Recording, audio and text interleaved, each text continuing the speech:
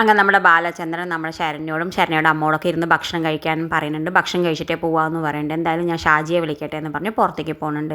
ഷാജി വരാൻ കൂട്ടാക്കണില്ല. എന്നാലും നമ്മുടെ അലീനെ രക്ഷിച്ച കഥയൊക്കെ നമ്മുടെ ബാലചന്ദ്രൻ പറയുന്നുണ്ട്. ഷാജിയും വന്ന് ഭക്ഷണമൊക്കെ കഴിക്കുന്നുണ്ട്. എല്ലാവരും സന്തോഷത്തോടു കൂടി മടങ്ങുന്നുണ്ട്.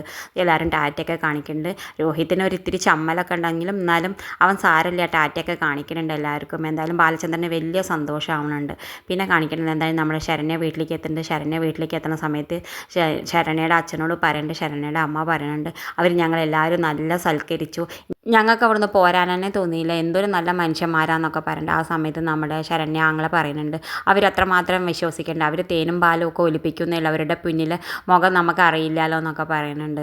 ആ സമയത്ത് ശരണ്യയുടെ അച്ഛൻ ചോദിക്കുന്നുണ്ട്, എങ്ങനെ അവർ അലീനോട് പെരുമാറണേ, അലീനോട് സ്നേഹത്തിലാണോ പെരുമാറണമെന്നൊക്കെ ചോദിക്കുന്നുണ്ട്. അയ്യോ, അലീനെ അവർ സ്വന്തം ചേച്ചിയെ പോലെ കരുതണ, അവർ കടക്കണോടത്തേക്ക് തന്നെ ഭക്ഷണം ചായയും ഒക്കെ കൊണ്ടു കൊടുക്കുന്നുണ്ട്, അവർ തമ്മിൽ നല്ല സ്നേഹം, നമ്മളെ കാര്യം മുഴുവൻ അവിടെ പറയുന്നുണ്ട് എന്നൊക്കെ പറയുന്നുണ്ട്. എന്തായാലും ഇതൊക്കെ കേൾക്കുമ്പോൾ നമ്മുടെ ശരണ്യയുടെ അച്ഛൻ പറയുന്നുണ്ട്, എന്തായാലും അവരെ കണ്ണടച്ച് വിശ്വസിക്കൊന്നും വേണ്ടാന്ന് പറയുന്നുണ്ട്. ഇത് കാണിച്ചുകൊണ്ടാണ് ഇന്നത്തെ പ്രൊമോ അവസാനിക്കേണ്ടത്. ഇതുപോലെ പ്രൊമോ വിശേഷങ്ങൾ നിങ്ങളുടെ മുന്നിൽ എളുപ്പത്തിലെത്താൻ ഈ ചാനൽ ഒന്ന് സബ്സ്ക്രൈബ് ചെയ്യാൻ മറക്കരുത്.